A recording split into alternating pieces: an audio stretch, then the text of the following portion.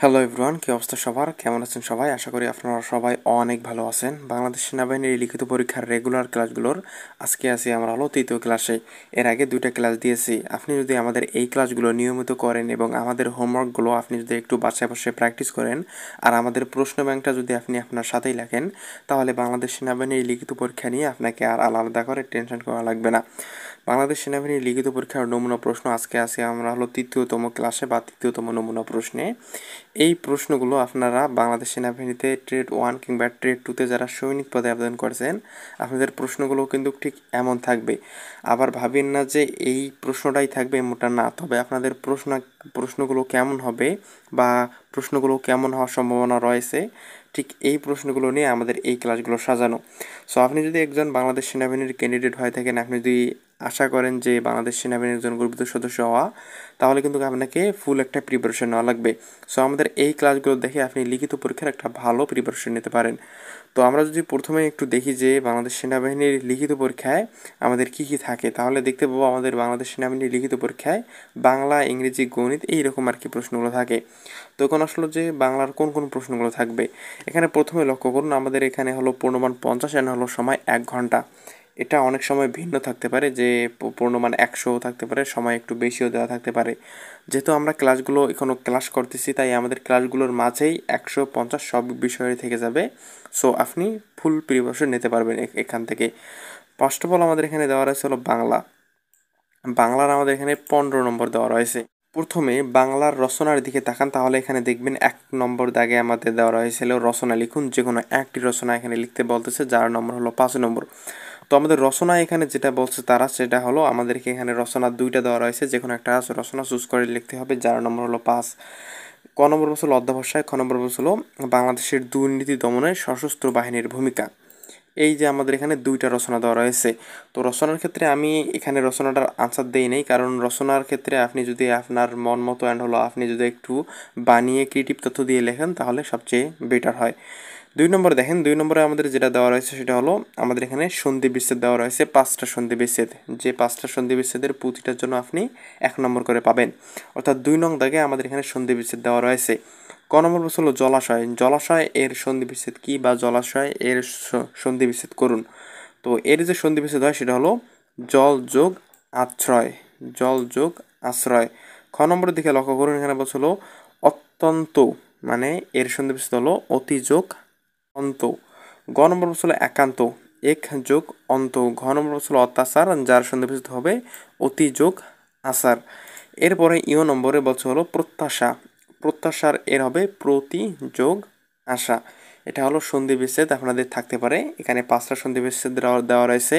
আপনি যদি এই দাগের 5টা সন্ধি বিচ্ছেদ ভালো করে লিখতে পারেন, তাহলে 5 নম্বর পেয়ে যাবেন এখানে।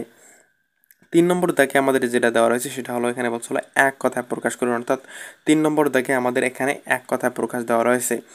তো আমরা যদি একটু এক কথায় প্রকাশগুলো দেখি, এখানে বলছিল মৃতের মতো অবস্থা যার, মানে একদম মানে মারা যাওয়ার মতো অবস্থা যার, তাকে এক কথায় কি বলে? তাকে এক কথায় বলা হয় মুমূর্ষু। আর এই বানানগুলো একটু ভালো করে দেখে নেবেন। এরপরে বলছে হলো আল্লাহর অস্তিত্বে বিশ্বাস আছে যার, তাকে কি বলা হয়? এক কথায় হলো আস্তিক। আর নেই যার, নাস্তিক। উপকারীর উপকার যে স্বীকার করে না, অকৃতজ্ঞ।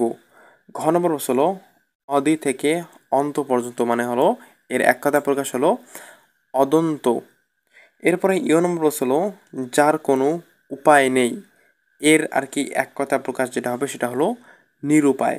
তো 3 নম্বর দাগে আমাদের এক কথা প্রকাশ করুন। এখানে 5টা এক কথা প্রকাশ দেওয়া রয়েছে। আপনি যদি 5টা এক কথা প্রকাশ লিখতে পারেন, অর্থাৎ প্রতিটা যদি ভালো করে লিখতে পারেন, ইনশাল্লাহ এখানে 5 নম্বর খুব ইজিলি আপনি কাউন্ট করতে পারবেন।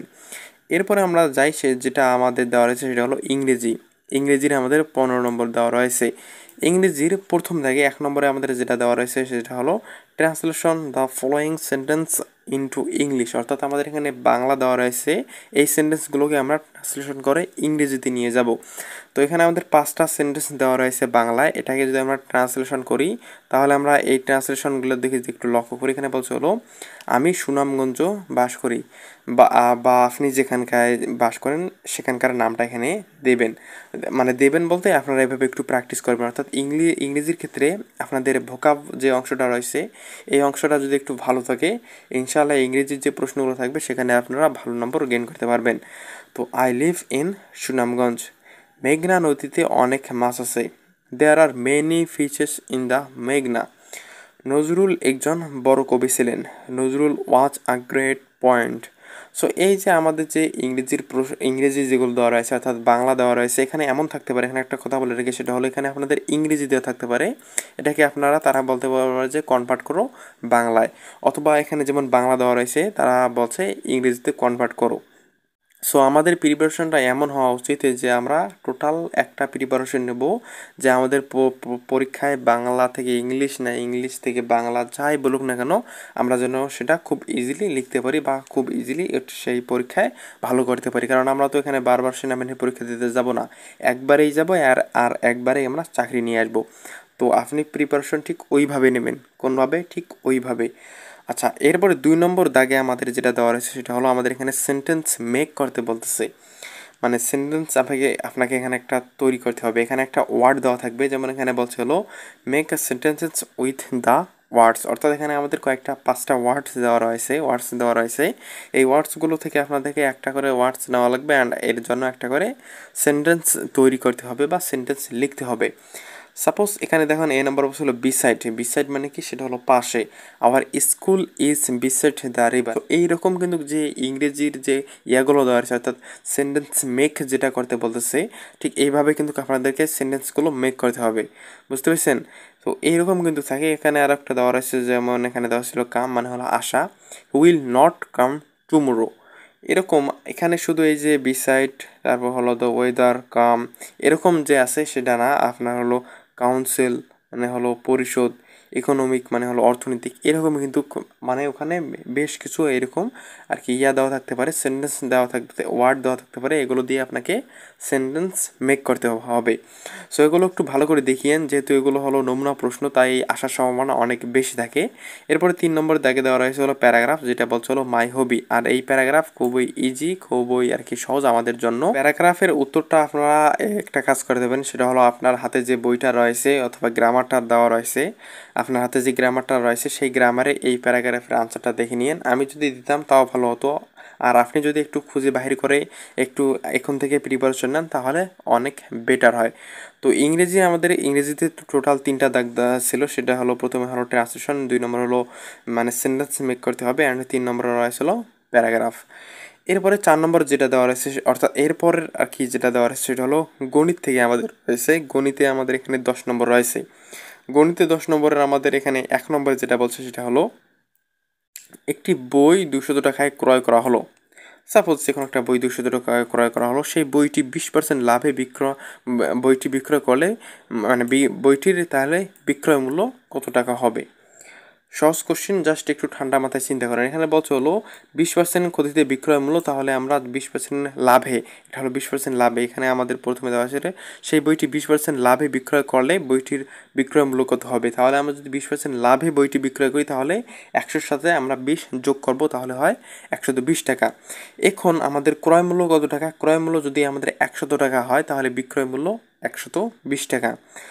সুতরাং ক্রয় মূল্য 1 টাকা হলে বিক্রয় মূল্য আমাদের 120 টাকা থাকবে উপরে, আর হলো 100 টাকা থাকবে নিচে। তাহলে আমাদের এখানে প্রশ্নে যেটা দেওয়া রয়েছে সেটা হলো একটি বই 200 টাকায় ক্রয় করা হলো। তাহলে ক্রয় মূল্য 200 টাকা হলে বইটির বিক্রয় মূল্য হবে 120 গুণন 200 ভাগ ডিভাইডেড বাই 100।